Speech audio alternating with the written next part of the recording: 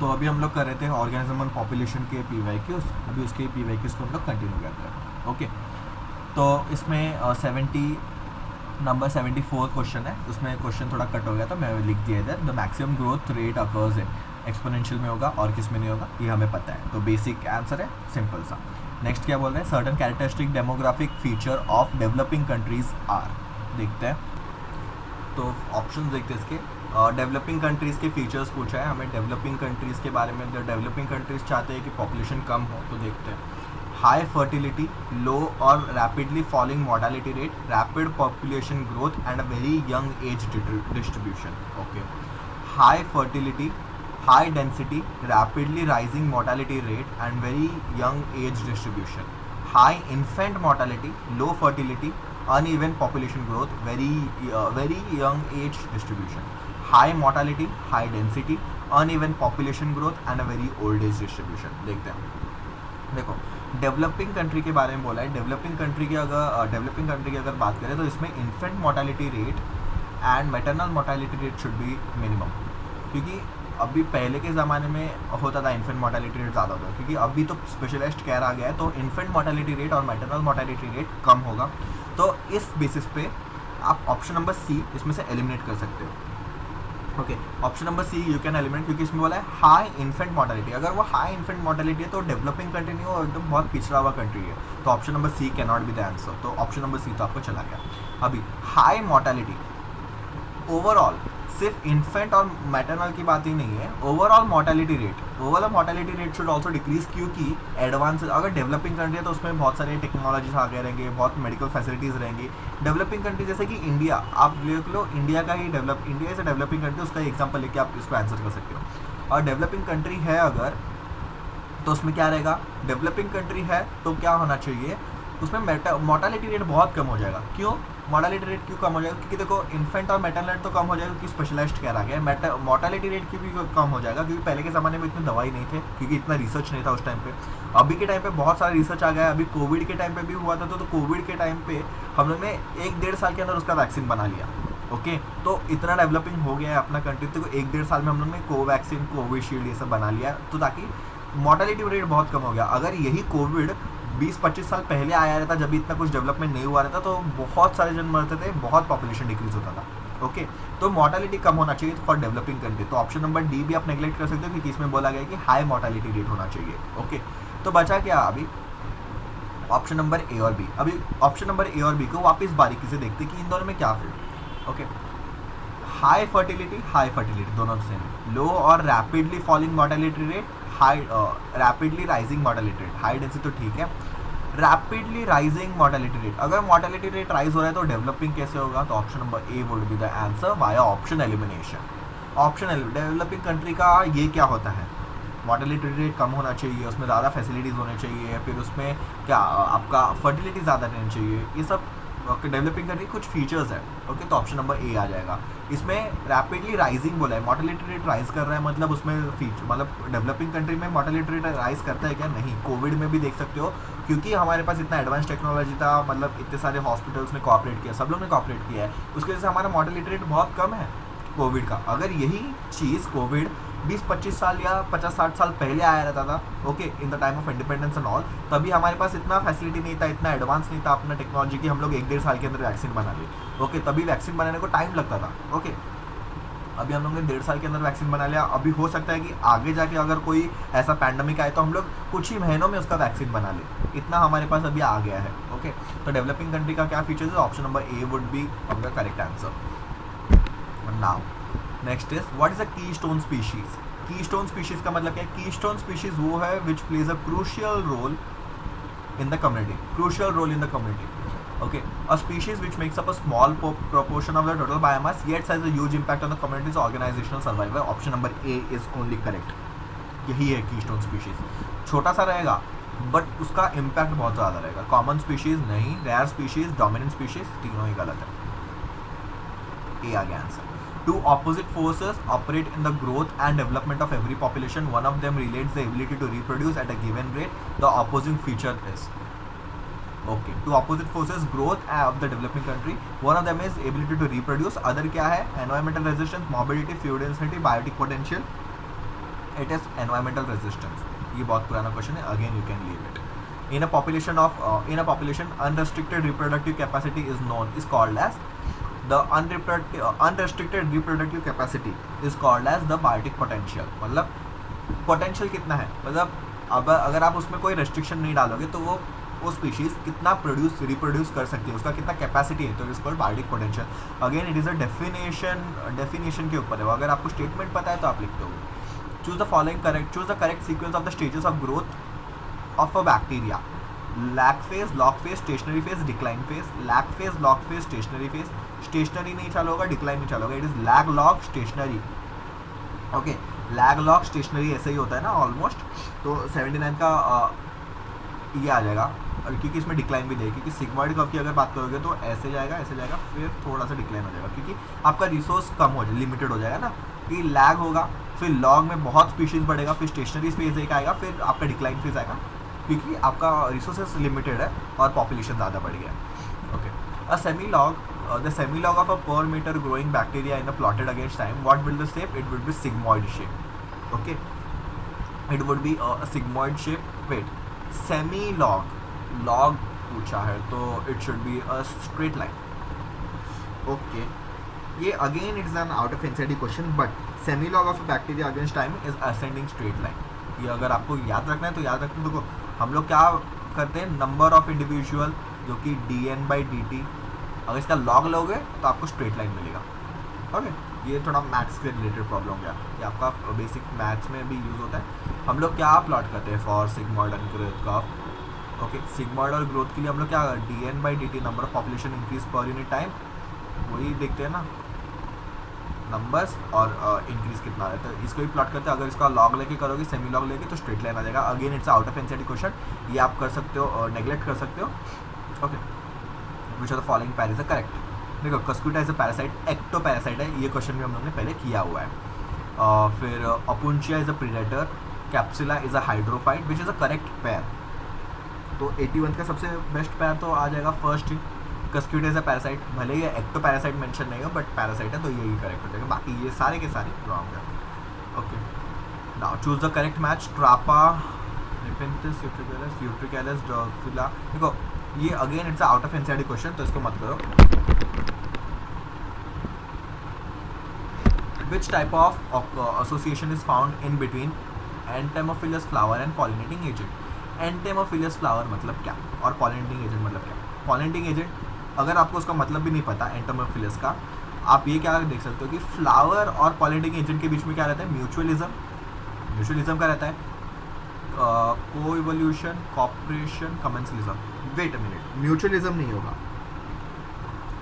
Wait a minute, मैं confuse हो गया इसमें. देखो म्यूचुअलिज्म ही होगा, क्योंकि पॉलिनेटिंग एजेंट को क्या चाहिए, फूड चाहिए, नेक्टर, जो भी है नेक्टर फॉर हनी, नहीं तो फिर नेक्टर चाहिए, पोलन चाहिए फॉर ईटिंग, और फ्लावर को पॉलिनेशन चाहिए, तो दोनों का फ़ायदा ही होगा पॉलिनेशन में, तो म्यूचुअलिज्म हो जाएगा. ओके, मैं कंफ्यूज क्यों होगा, क्योंकि इसमें कोएवोल्यूशन दिया है. कोएवोल्यूशन होता है, बट बेस्ट आंसर हो जाएगा म्यूचुअलिज्म. ओके, क्योंकि म्यूचुअलिज्म अगर म्यूचुअलिस्टिक रहेगा रिलेशनशिप, तो कोएवोल्यूशन, को एक्सटिंक्शन, ये सब उसके अंदर आ जाता है. एंटेमोफिलस मतलब द बर्ड पॉलिनेटिंग. ओके, तो बर्ड पॉलिनेटिंग को एंटेमोफिलस फ्लावर बोलते हैं. ये आपका सेक्सुअल रिप्रोडक्शन फ्लावरिंग प्लांट्स का क्वेश्चन हो जाएगा, तो ऑप्शन नंबर ए हो जाएगा इसका. Two different species can not live for a long duration in the same like habitat. This law is called Gauss hypothesis. देखो ये हाइपोथेसिस है, गॉस लॉ बोला था पहले गॉसेस लॉ बोला गया था, बट अभी उसको हाइपोथेसिस कर दिया कि गॉस ने पहले अज्यूम किया था ऐसा, बट वो बाद में जाके गलत साबित हो गया, तो उसको हाइपोथेसिस बोल दिया अभी. और ये डायरेक्ट स्टेटमेंट हम लोग ने पिछले किसी क्वेश्चन में किया था, मुझे याद है, तो देख लेना. तो ऑप्शन नंबर बी आ जाएगा इसमें directly. Exponential growth of a cell is a characteristic feature of tissue culture, multicellular organism, unicellular embryo. Exponential growth of cell is a characteristic of, किसका कैरेक्टरिस्टिक है, tissue culture, multicellular. It's a example of I think so tissue culture में हम लोग ये feature use करके exponential growth करके हम लोग यूज़ करते हैं उसका. A pair of insectivorous plant. Insectivorous आपको नेपेंथिस पता रहेगा, वीनस फ्लाई ट्रैप आपको पता रहेगा, नेपेंथिस वीनस फ्लाई ट्रैप, और bladder what is also an example of आपका insectivorous bladder wort. Okay, an interesting modification of flower shape for insect pollination occurs in some orchids in which male insect mistakes the pattern of a orchid flower and female pseudocopulates with them is known as. देखो मैंने बोल दिया directly pseudo copulation, okay. But आपको ये याद रखना है कि क्या क्या होता है इसमें, क्या क्या याद रखना है इसमें। आपको याद रखना है कि जो फ्लावर शेप है फीमेल इंसेक्ट की तरह दिखता है। दूसरी बात, क्या मॉडिफाई होता है उसमें, लीफ मॉडिफाई होता है। और ऑर्फाइसिस ऑर्किड्स, कौन सा ऑर्किड है, मेडिटेरियन ऑर्किड है। ये सारे एग्जांपल्स आपको फिलिंग द ब्लैंक्स की तरफ में पूछ सकते हैं। इसमें क्या पूछा है, स्यूडो कॉपुलेशन होता है, the phenomena is called pseudo copulation. तो आपका option number C would be the correct answer. Moving on, in the increasing order of organizational complexity, which one of the following is correct sequence? Organizational complexity: population, species, community, ecosystem, species, variety, ecosystem, community. Population, ecosystem, species, community. Species तो सबसे lowest है तो वो बीच में आना ही नहीं चाहिए ना आपका species.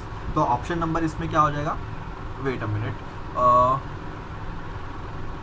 Which of the following is the correct sequence of increasing order. Okay wait,